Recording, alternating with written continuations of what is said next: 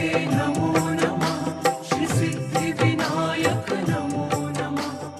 welcome to the question and answer session in Tenerife.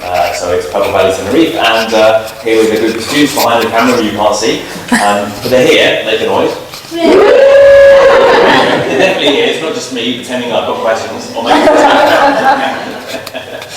ask me anything and make up a few questions I want to answer. No, these questions are completely impromptu if I do have any. If I don't have any, it's going to be a very quiet day because we've already had a chat with the group for a week, so I'm hoping someone might say something at some point. Otherwise, this will be an hour of meditation on science. Does anyone have a question to start us off? Come on, please. Put you on the spot. In terms of the fact that so many of the teachers nowadays are the people who were like the elite gymnasts in Mysore, and they were the ones that ended up being authorised, in terms of what there is out there for people who you know, maybe weren't of that kind of ability. Yeah, I think I mentioned Peter Sanson as an example of someone who, I don't know whether he was, let's say, a natural without offending, obviously, Peter.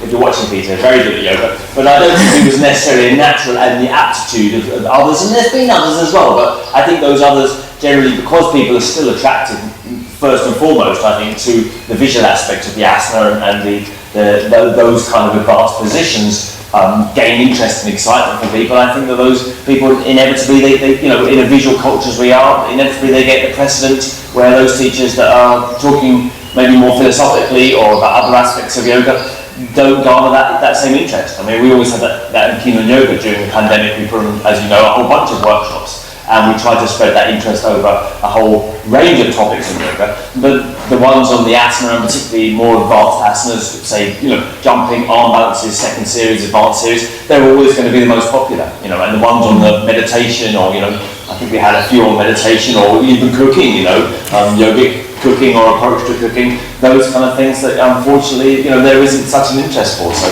I guess we live in an embodied culture. We're very, you know, we're increasingly interested in embodiment and our bodies, and I think that comes through in our approach to yoga naturally. I always wonder how it would be if this discipline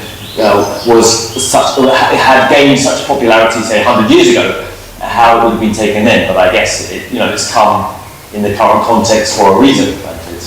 And I think one of the really useful things over the pandemic was when you had Nancy on doing her workshops and listening to how she wasn't the most physically gifted person there, but yet she ended up being one of the you know, the best loved teachers that there were out there, didn't she, in the end? And sometimes I wonder whether people who've struggled more sometimes have a bit more empathy with students, and maybe there wouldn't be so much of the Ashtanga police kind of an issue if people had maybe struggled a little bit more themselves. I mean, I think I said before, yoga is self-selecting, isn't it? You don't get that many people to stick around and just awful at it and can't, you know, very tight for years and years and keep going to mind. I mean, there are a few of them that persevere, you know, but mostly it's, you know, you have to have some degree of attitude towards it to carry on. And therefore, it naturally privilege blinds, doesn't it? You start to get into a bubble, especially if you go to Mysore, where you see a certain way of approaching it at a certain level, and you just assume that everyone naturally can do those things, you know, because you haven't experienced the opposite, really. Yeah?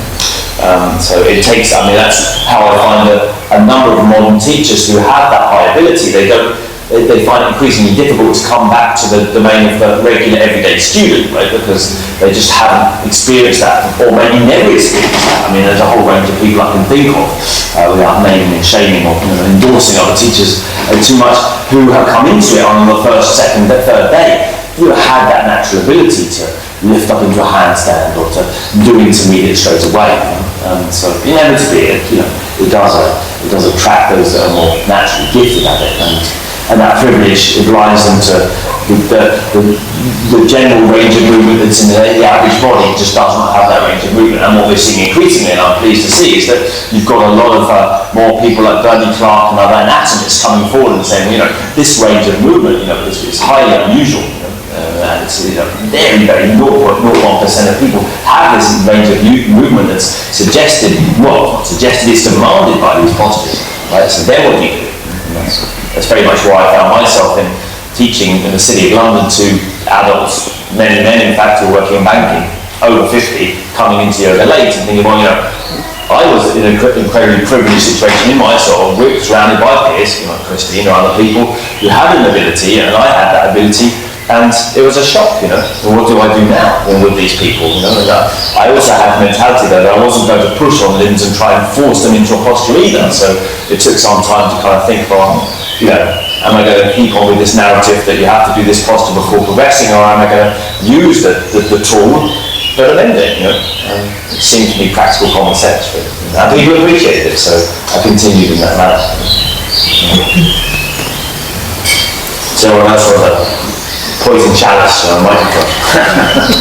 I wonder if you could talk about getting out of your comfort zone versus trying not to get injured. That limit. That's very interesting, because people often suggest that they should be challenged.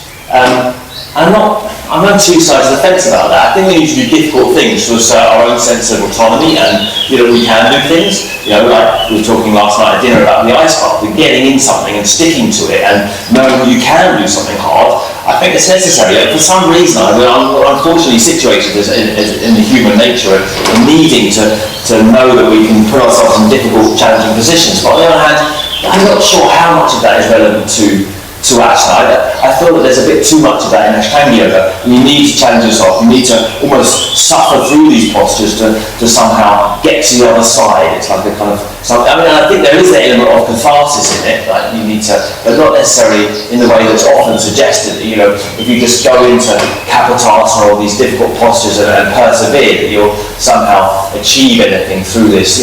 Through constantly making things hard for yourself. Right? I think it's a fine line, ultimately what you want in the practice is self-care really, but on the other hand, you don't want to lapse into kind of, it's not exactly Bhagavad scented candles either, so it's a fine line. I mean, the question about injury and challenging myself, I think it's completely pragmatic, and I don't think it's a difficult question. If you're honest with yourself, I don't think it's a difficult question to answer. I think if there's a pain, then you back off. If there's discomfort, that's different, But we're discomfort in many aspects of our lives, So we know what discomfort feels like, and we know what pain feels like. And I did a post on this a while back. The pain feels, in some ways it's an immediate sensation. It's often sharp or dull, or there's ways to define it has a particular location. You can discomfort might be more felt in a whole area of body, but pain is often specific to a certain area, right? It restricts range of movement, right? It has certain strong sensations associated with it. I think another unfortunate fact is because modern life is increasingly uncomfortable, I think, for people, not that it hasn't always been, but I think there is a sense that we just become inured to what pain feels like now. And so therefore we don't recognise those signs of pain, perhaps because we often feel like we're covering over different degrees of psychological pain or emotional pain. It's not to say that it's not easy to be honest with oneself, but I think that if you are, I think you can fairly easily know the difference between discomfort and pain. And also just monitoring how it feels. If it feels, in the next day, if it feels like you wake up and it's like, you feel that a pain, particular pain, you've done too much. And if you wake up a little bit sore, that's a difference, But often at the time, because the body is warmed up, because the ligaments have become relaxed, and and there's energy coursing around the body, it doesn't feel it at the time. So often it's like look at the next day. If the sensation's still there and it's restricting your range of motion, or you feel like you're guarding a certain area and being careful with that area, then it's a sign surely you've done too much. And as I say every time, I think it's a funny catchphrase. If you're in pain at the start, you'll be in pain at the middle and the end. It doesn't change. Pain is only going to get worse. Like discomfort, that's something different. But pain is a sign to back off. Doesn't mean you'll never do the thing. Doesn't mean that's finished for me now. I'll never go there. It just means you need a different course around, or you need to prepare. but you don't push through it. Right? I often say it's like going through a locked door, and you kind of like, you need to find the key, and the key is always behind you. You dropped it out of your pocket somewhere behind you. And people think, well, the door is locked, and because normally we're used to doing this in life, we just think, well, that obstacle, we need to push against it. It's an obstacle. We're always trying to find these obstacles in our life now. If it's a blocked door, I want to go through it, regardless of whatever's on the other side. I want to get through it, because it's denied to me, And then we push against the door, but, you end up taking the hinges off, and then you have to repair the hinges and put the door on. Maybe you got through the door, but you got a lot of work to repair everything to get through the door, So, if there's an obstacle, there's a smarter way than pushing against that very posture. And I think often it's the posture itself is almost, like I said before, fetishized. That posture represents something that's holding you back, something that's if only I could get past that posture, I could do. It's fetishized. It's given more symbolic value than it actually has, which is not necessarily wrong either, because sometimes it's useful to have a symbol of yearning, it's a symbol of difficulties or challenge. But on the other hand, it's never the posture itself that the work lies in. You don't learn to do a back bend by just doing loads more of one back bend. You learn it through a gradual approach to many postures. Yoga is a holistic system, and because we come, many of us from the West, we take it in a reductionist way. That posture is the work in that posture, but it's never in that posture. It's the work of the whole thing, the technique behind the postures that then develops that posture. And can I just also say that then it's good to have a teacher, because sometimes if it's something that's maybe not just a physical challenge, the teacher can sort of give you a technique, or It's a different way of doing it. because you're just seeing your own self every day. If you don't, because some people don't always have a local teacher. Just someone there in support of you, really. Just someone that is there in your corner. I think there's this tendency also, I think not just in Ashtanga, because I found it in Iyengar, I'm sure it's there in Hatha Yoga, and I'm sure it's there in basketball or whatever else. To kind of guruize the teacher, to put them on. And I don't know whether that's helpful, but I think it's certainly helpful to feel that there's someone there to be somewhat accountable to, and who you feel is in your corner supporting you. Makes a difference, right? I didn't tell you about the best ever adjustments I got. I always make this mistake to say adjustments, but I don't believe in adjustments. They're one posture. A body needs to be adjusted into a better shape. But better physical assistance I had was from John Scott, maybe 15 years ago when I saw him in Vancouver. And all he did was just put his hand on my back, didn't put any pressure at all. And that's understood something in the touch that wasn't trying to make any particular touch of me, just two people and some sense of care, and not trying to push my body into a better shape, because I think we have enough of that already, right? And now in the yoga room as well, the body isn't good enough. If only you can submit to the teacher's will, they will push you into a better shape that's more adequate, And I certainly felt that on my journey, so I'm always keen to speak about that, excuse the pun. There's a sense of shame and guilt around the body, and that Mysore protocol of being adjusted and submitting to the teacher's adjustment, felt that it just gave more fuel to that fire, that what I was doing wasn't good enough and my body wasn't adequate, And I think it's a shame that that's crept into the modern yoga sphere. Thank you. Well, I have a question on teaching and technology. So before it was that you saw your teacher in Mysore or in the LED class, and now with the digital times and modern age of technology, obviously everything has changed, especially after the pandemic, the online and Instagram and videos and writings. So for you to have touch points in these various different channels, I mean, you're like omni-channel. Is that a challenge? Is that something good that you're happy to work with, or is it difficult? How do you feel about these different touch points of technologies and different channels? Connect with people online. Yeah, well, online in different media, like say Instagram or versus email or in person, or the different. I mean, you have all these omni-channel touch points now with students, which you get me anywhere. Yeah. Sometimes it depends. Sometimes if I just come off, say okay, so I've done 2-day workshop, so I haven't checked that much on the different platforms, you know. And then I come off the workshop and I look at my phone and I've just got message on Instagram, message on WhatsApp, message on Facebook, you know, message on Gmail. And at that point I can be a bit overwhelmed, you know. It's like, oh my God, you know. And because I always feel, often Ashtanga people some form of OCD, and I feel like I need to get back to them now. You know, and I don't have the headspace to get back to them now. I'm not sure what to say yet. I need to consider them, so that can feel a little bit pressurised. That's just my thing, you know. And I think it's great. I mean, I think what it's done is democratise the whole thing, but it's allowed people to access many different teachers, so there isn't this ability anymore for one teacher to control the whole narrative around Ashtanga for their students, because you just can't control it anymore. You can't hold back this huge wall that the teacher cannot know with the student. I mean, before the student might not have arrived to class, you know, but now the student, you know, can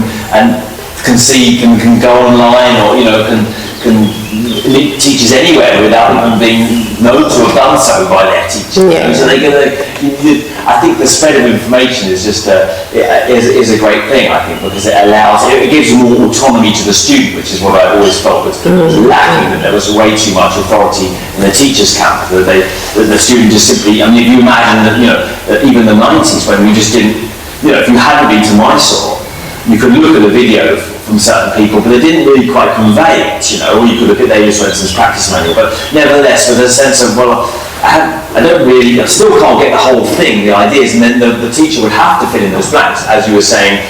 What's the vinyasa and out of this posture? You can see the posture, but how is it moved? You know, how do you move in it, or you know, the details of it. You know, you couldn't see from a photo or even a video quite. You know, so.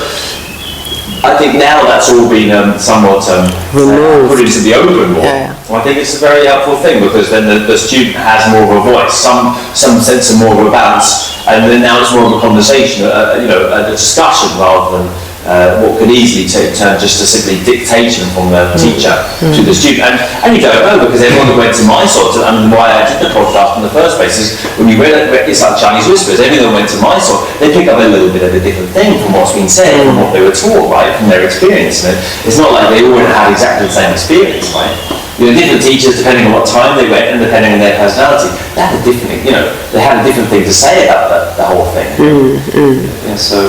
I think it's good to have different voices on it. It only makes sense, surely. I mean, Shirak always has this thing, you know, too many doctors kill the patient. You know, one doctor saves the patient. You know, and I think there's, you know, to balance it out, I think that it's helpful also having a relationship with one person. I think, as I said in another recent workshop, if you don't have some commitment to one person, you know, teachers are humans as well, and they won't be able to commit to you either. The longer I see someone, obviously the more I end up investing in them, not just because it's a tit for tat, but because I also somehow get a better understanding of the person, where they're at, what they want, how far they want to be kind of challenged a little bit or not. They don't want to be any challenged, you know, and get a feeling of them, which is beyond what I can just see in one or two classes. Oh, your body isn't moving there or there. That's not adequate, you know. So. No, but you also give them many points, touch points, like you can do an online Mysore with you in the mornings, then I can email you with questions in the afternoon, and in the evening I could read your Instagram post and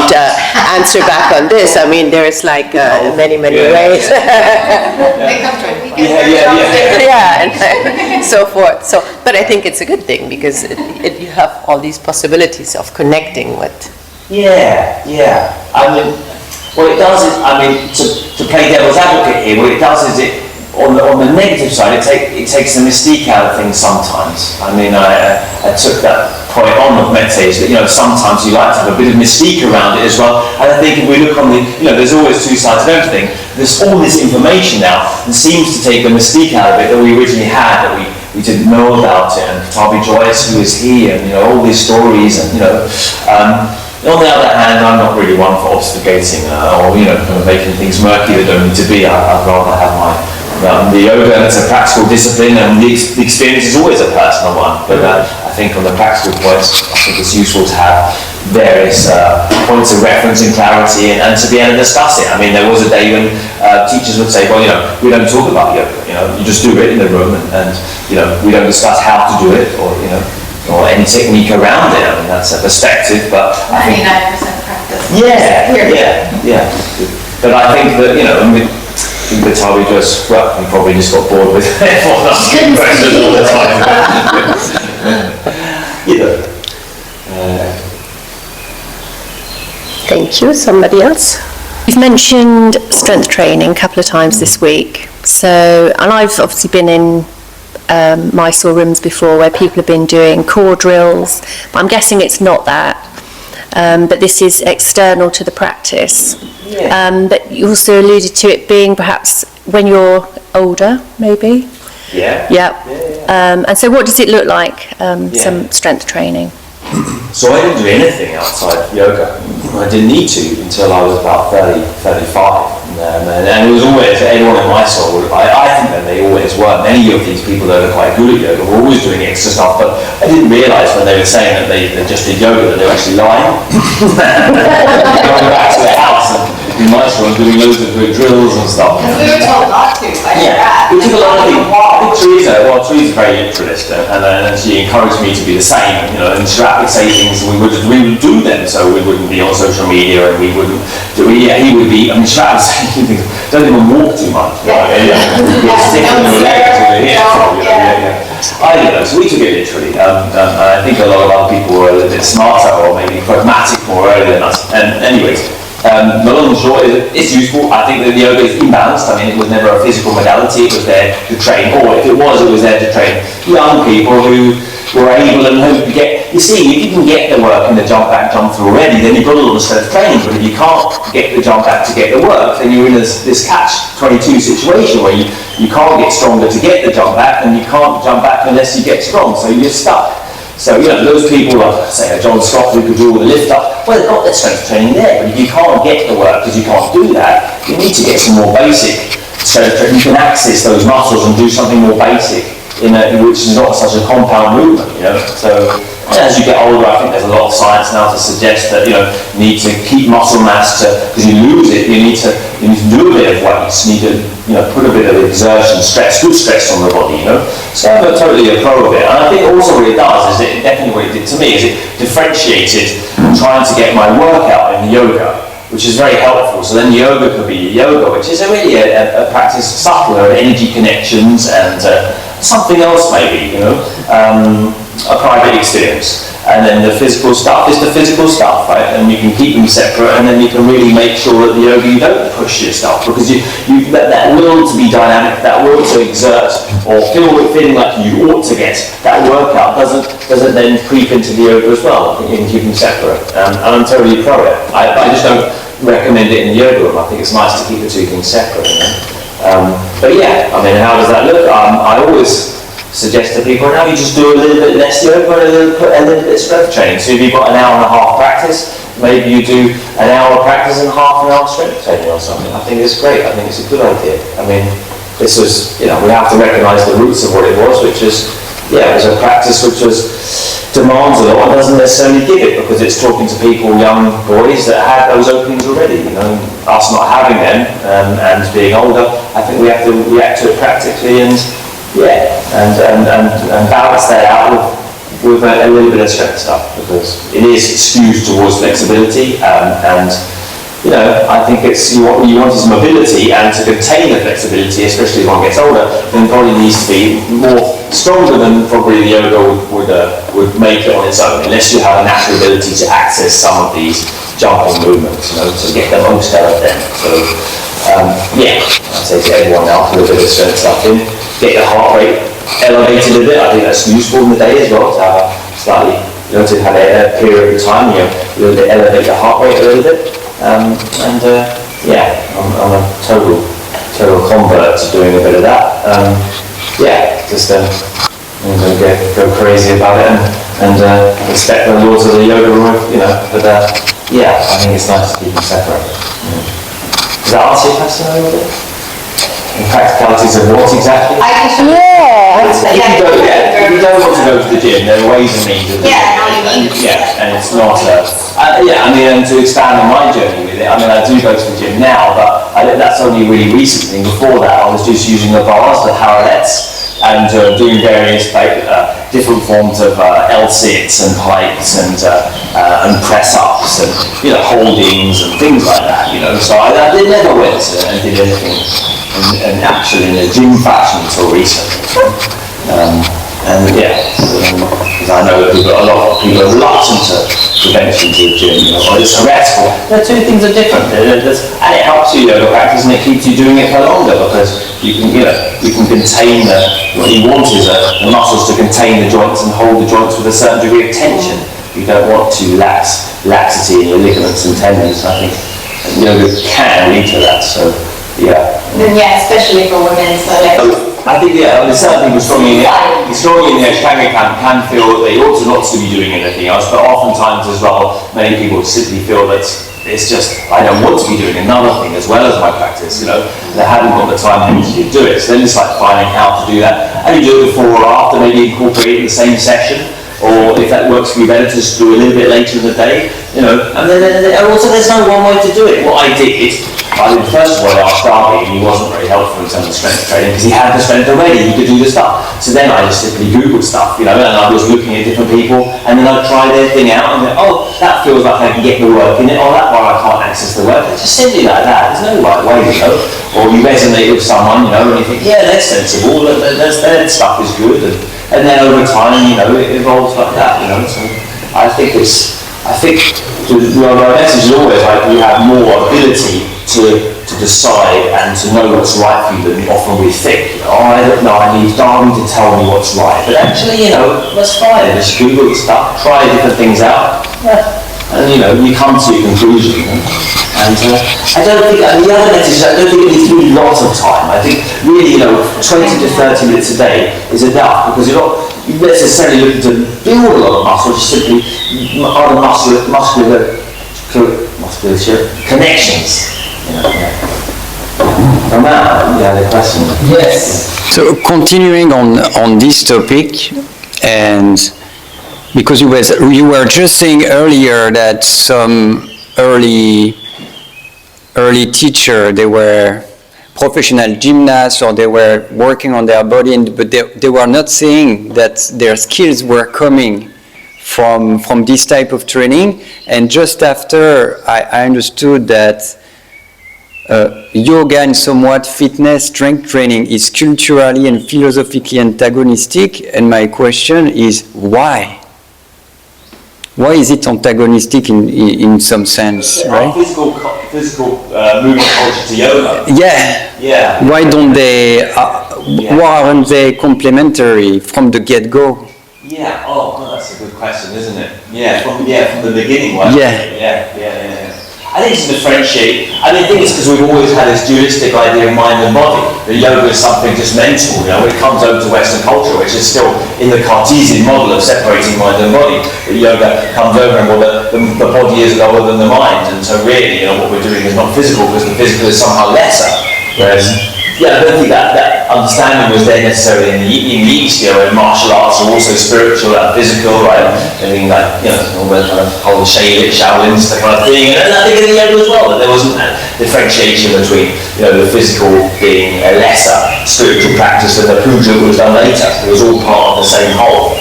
But I think we like to pigeonhole things and the body is, or people even say now, right? I'm into Ashtanga or asana, or yoga isn't physical. It's like, well, if you're doing something physical, well, it is ostensibly definitely physical. And what's wrong with that? Why can't the body be a valid vessel for sociological wisdom experience, a truth experience? Why can't the body? And in fact, if you look at tantric yoga coming from the 8th or 9th century, they're using the body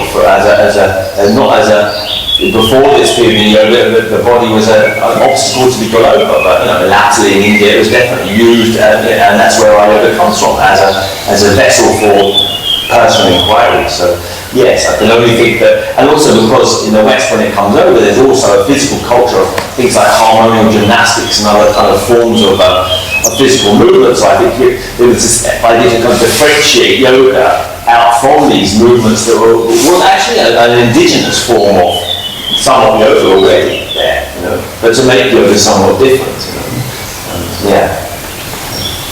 It's a short answer to a great question.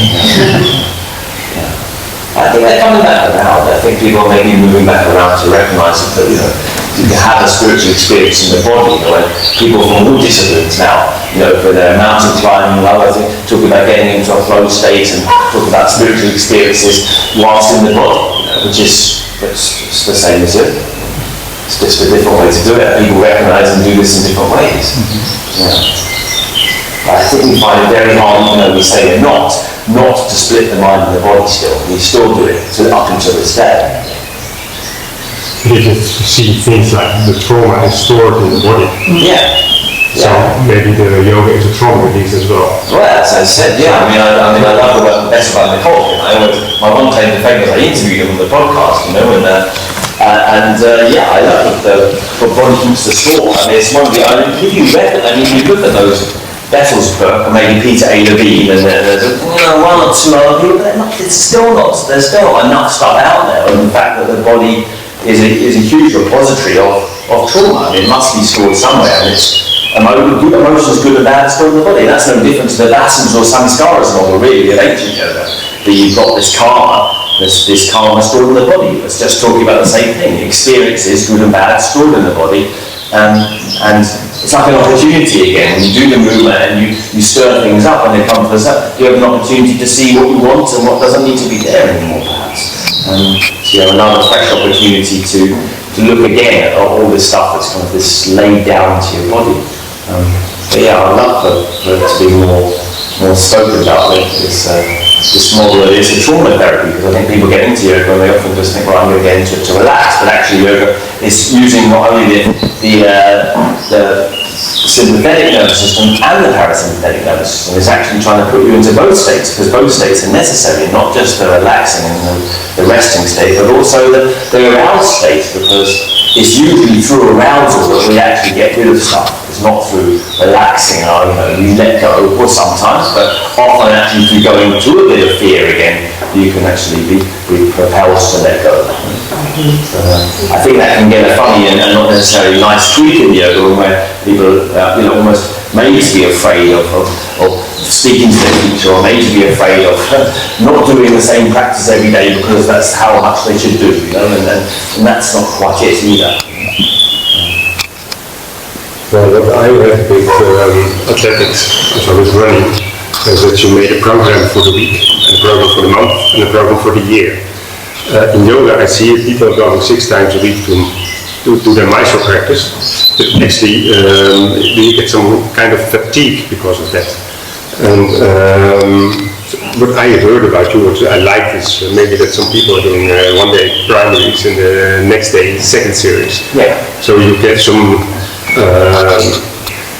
challenge for the body, because otherwise if you do every day the same thing, the body thinks, oh, here it comes again, and there's no challenge. And then the mind is getting the same problem as well. It thinks, oh, here we go again. So maybe that's something I always wondered about yoga, and that it is 6 days the same thing. Yeah. Well, Ashtanga, but other forms of yoga obviously not. That's very much a downfall of Ashtanga, or a weak point. That if you can't get past now the primary series because your body won't do all those postures, then many teachers won't allow you to go on to the second. But obviously, as we said, it wasn't originally like that. But at least the 2 series were taught together as one in what you could do, and the other ones, what you couldn't do, were modified or left out. So at least you've got a bit more of a range of movement, because you look at them in the primary series and there's a lack of movement there to an extreme degree, right? And what we did in the gym, for example, was one day arms, the next day pulling, pushing. It only makes sense. You need to rest parts of the body, and also repetition is great. You get to know your own mind better, and you get to know the movements better. But on the other hand, the mind also needs variety. It needs 2 things, because then if repetition at a certain point, you see, dulls the mind. As much as it can awaken the mind, if you do too much, it dulls the mind, right? And it's like, like you said, here we go again, and you tune out because you're so bored of doing the bloody same thing every day. So it's a tool, but it's a double-edged tool, I think, repetition, and it needs to be used carefully, not just do this primary series every day, 6 days a week, and then that's just, maybe one day standing and the other day I mean, many people this week have come and asked me for little consultations about what they should do, and I find myself saying, okay, one day do the first series as much as you can do with your time, The other day you do the second series as much as you can do with your time, and the other days just make a bit of a melange, have a play around, you know. As long as you have the idea of vinyasa, which I think is important, being incremental, starting and stopping the posture with a sense of care and balance, you know, come on, it's only a teaching tool in the first place, you know. Make a bit of stand, or you just do in the start, do the sun salutations, and if you don't have time, straight into second, or sun salutations, bit of primary, bit of second. You can make a, you know, and most people, you know, to be honest, they've always done that. The top teachers in Mysore, they always did this, but there was this narrative to preserve the continuity of Ashtanga that there was never really spoken about enough. I mean, I have a story of a certain teacher I had on a podcast, and he told me on camera. I went to a Patali Joyce workshop in LA in the 90s, 80s, and there were all the big guys there. They all did a series with Joyce. And then afterwards, they went for coffee together, and he said to these guys, because he wasn't really, he'd gone away by that time, he wasn't really in touch with them. Do you do this every day? He said, do you do that every day, what we just did today? And they said, no, I only went to Tari Joyce to see when we go to Mysore, when we were on our own, you know. But that, you know, and I felt that was really interesting, because there was always the idea of, you know, practice 6 days a week, just do it as you go to Mysore, and that, you know, that's a killer. It's a killer for your students, and it's a killer for the teacher, you know. So many teachers that have adopted that narrative, they've never managed to stay the long term for themselves, let alone for the students, because, you know, your body needs variety and it needs to rest, and you just can't keep up over the years doing that kind of literal, okay, I'm just going to do primary here, I'm just going to do this, you know. You need variety and change. Might be good to have a period of maybe building up strength, and then go more into endurance. Or take it like one day, you're going to hold the posture for 10 breaths, like really standing, 10, 15, 20 breaths, just standing, then do closing. You know, you always need something, you know, to balance it with some closing, like some relaxation, because the body's stirred up, it needs to relax. But other than that, I think you're free, you know. Do some standing, take longer, or other day, just skip over, do it quickly, standing, go into the seated, do that longer, or vice versa. There's many ways to do it. There's a lot of opportunities for variation, which is quite exciting, and I think unfortunately, there's a standardized narrative because Ashtanga Yoga defines itself against other systems as a fixed sequence that needs to be done in a certain way. You know? And as I said, I think it's kind of interesting, I don't know about you, that it's often that because of the context of what's going on around it, that Ashtanga has become increasingly modernized and increasingly heterodox as a tradition, because it wasn't necessarily that way in the first place. But as Vinyasa expanded and everyone started doing all this different stuff, Ashtanga increasingly differentiated itself by being this very, very specific Titan's method, you know, whereas, you know, in the early days vis-a-vis strength training, people would be doing all kinds of extra stuff, you know, in the class, you know, trying to do handstands and, you know, kind of other strength training, you know, they wanted to do. It wasn't, you know, in Mysore, you know, but now you would be allowed to do that stuff. So maybe it's an idea to have a counted series once a week with all kinds of variations. Instead of being exactly the primary. It's a fine line, because I'm still teaching Ashtanga, and it's not just to be political. I feel there's still something to be said about everyone kind of being, it's a modern tradition, but something to be said about it, you know, rather than go and completely do your own thing. Like, you know, a number of teachers have thought, well, there's some serious drawbacks with this, which there is, so I'm just going to make my own thing up now, and we'll call it blah blah blah yoga, you know. No, I don't really try to do that, you know, but you know, so again, it's a balance of the two things. You know? But I don't think it's helpful to take anything too literally, right? You know, so I think we've seen where the kind of dogmatic approach ends up. So the red line is the Mysore practice, and around it we can do some. I mean, the beauty of Ashtanga, I think, and I don't know what other other yogas don't take this on, you know, because simply as a marketing tool, is they're self-practice. Because any other style, like the Vinyasa they're always led classes, and I think that's the one thing Ashtanga you can definitely say has going for it. You do it on your own, because if you're leading a class, like, you know, you're just trying to look at what shape the person's doing, and you can't get into your breath, and it's a very externalized experience. There's no internalization of that that. You're very much part of a collective. So yeah, I mean that's the real key of the Ashtanga, of why it's been so popular. Twofold, I think. One, the people that have the autonomy to do the Mysore practice. Another thing, that lead class that was instigated by the Tavidos of the counting, I think it tapped into something very primitive and people doing this lead thing together and all the same, that also brought people together.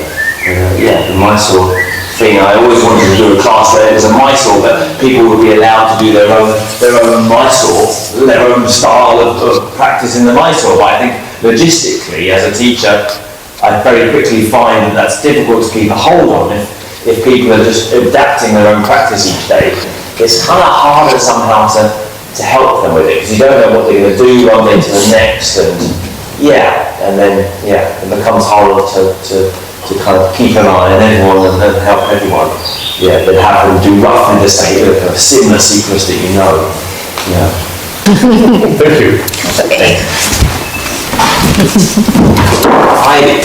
Yeah. I don't know, it's just my experience that since I got injured with leg behind the head, I'm just thinking at a certain stage, come to advanced series, you may some poses is not attainable any further. You are not going to progress any further with any other series. So I may just stuck with the first two sequences my whole rest of my life. So in that case, what do you recommend that we focus on if we just got stuck and cannot progress any further? Yeah. It's funny you mentioned that, because there's someone that the cook came today, in fact, and she's got a problem with the hip, a certain impingement with the hip and the inside, in fact, and she mentioned the fact that it was causing her pain to put the leg behind her head, and seems like it's not simply an injury either. This is a particular impingement that she's had from quite young. And what should she do? Should she persevere? Should she put one leg behind her head still and not the other one? And how would she go forward to doing any more? Because a lot of the advanced series does have the leg behind the head. And so, thinking about it, I think that the common sense answer is just miss the ones that hurt and carry on. I think the funny thing is, I think we need to, without just being constantly wishing to do more and more and more, there's a certain sense of momentum that one needs to keep on going one way or another, and keep on certain, and I speak that we shouldn't necessarily look at constantly trying to make things hard for ourselves. I think somehow we benefit from constantly making little challenges to ourselves, otherwise you're going to plateau, So I think it's useful, one way or another, but it's just going deeper in the series you have, or even do the ones in the series that are available to you. So if there's a chunk of the advanced A, for example, with that leg behind the head, you simply simply skip it and go on to the ones that you can do. Otherwise, you're a little bit stuck, and I don't think it's helpful if you do have a particular, especially with the hips, and there's a certain anatomical impingement, especially, and the leg behind the head is causing increasingly problematic symptoms for you, which happens for many practitioners now. Now, hip replacements is becoming more of a common thing, I think, in the yoga world, right? Then, you have to treat your body with care and recognise, that there's ones that you can do and there's ones that you shouldn't do. Yeah? And again, I reference you back to Bernie Clark's work, and if you look at his actually titled Your Lower Body, he shows the range of different hips and how the shapes of the femur and the hip joint are so different to different people, and how anatomically it's not possible for many people to have the range of movement in the hip that others can have. So there's also the question, one leg is fine, the other isn't. And then what do? You carry on persevering with the good side and not do the bad side, in which case are you creating more anatomical disalignment for the body, right? It's becoming more imbalanced. Or do you do no sides, right? So you can't do one leg behind the head, you can do the other, and then you do neither, because one isn't working and you don't want to imbalance yourself further, So my answer will be probably a bit of both, Sometimes just skip the posture, and sometimes, like for example, the basic leg behind the head, I would suggest one leg, you put it, you do it less than you can, and the other leg, you just sit and you do as much as feels comfortable. So, again, I think a lot of it's pragmatic wisdom, but the fact that you can never do any more will be unfortunate, especially as you're able and willing to try other postures, and you should be able to do other postures, and there's a whole bunch of postures that are still accessible to you. I think, especially once you've got a rough sequence of the primary and the intermediate series, for a little while, a period of a couple of years, bedding that in, And then I think that the postures, you should open up to doing other postures. And my feeling is that they don't need necessarily to follow the exact Ashtanga Advanced series. After all, these 4 series, as we said before, have been chopped and changed anyway. Yeah, there's nothing God-sent about these series. As we know, there was the A and B series, and they got divided and changed around in the first place. So why can't you? The final argument will be, and many people don't know this, is that the early students, once they completed the curriculum of Pattabhi Jois, the set sequences, they got their own sequence, the Rishi series. They were given to them, yeah, and it was just a sequence of their own postures, but what were good for their body, that challenged their own bodies. So that Rishi sequence was given to them as their own private, independent sequence, yeah, and for each person individually. Yeah. So there's a precedent there at the beginning and the end for a little bit of once you know the scales, once you get the idea, then use it sensibly, and because you want to practice for as long as you can. If you enjoy it, if you get something out of it, and you don't want to do it as literally right as you can, and then have 5 years down the line you can't do anything anymore because the hip is hurt or whatever. Yeah? So that gives a little bit of an overview of my opinion.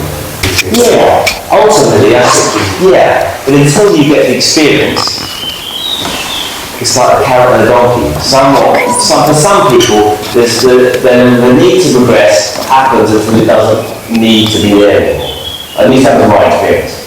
But I needed some kind of momentum, needed some kind of challenge, until I understood the idea of balance in the body, and the feeling in the body, and then that completely went away. There was no wish to go further anymore, that just any basic postures were enough. But until that point, I think for many people there's a sense of wishing to continue in a linear progression, and gradually the linear and the vertical segue. So the vertical progression inwards and the linear have a kind of game and play a game together, and gradually maybe the one recedes and the vertical progression takes its place.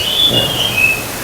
I think the thing which is attractive for people is that they are linear sequences. There is this sense of obvious and physical progression one can see by making progress, and that's attractive for many minds, for most minds, I think, there's the sense of, because it's the nature of the ego, accomplishment and linear progress. But, I would also say to your point, which is a good one, that in the end, that that honest sense that you don't need, because there's an easy feeling, there's an easy way to go, I don't really want progress. Many people say, I don't want to progress. It's not honest, because I think it can come. That's a deep place to be when you really are through with it, as it were. You're done with pushing yourself. And that came to me at the age of 40. And I remember Chuck Miller saying to me, he might come home one day after running yoga works and having a full day of work and teaching Mysore and teaching other classes, and I said, why did you change? Why did you stop doing those series? And he said, I came home and I just said, this is just too much now. I'm just tired. I can't do this anymore. And then changed his practice to a more methodical, gradual, happy yoga. And also, age is a good one to do that to you as well.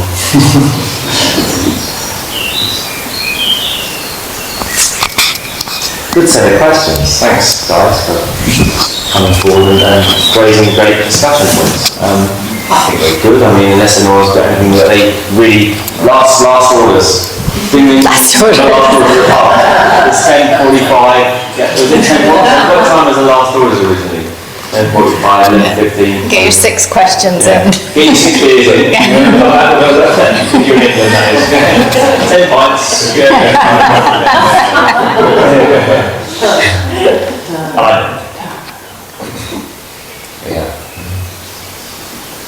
Alright, thanks for listening, if you're listening online or on YouTube or wherever, and thanks from all of us from Purple Valley. Thanks, guys.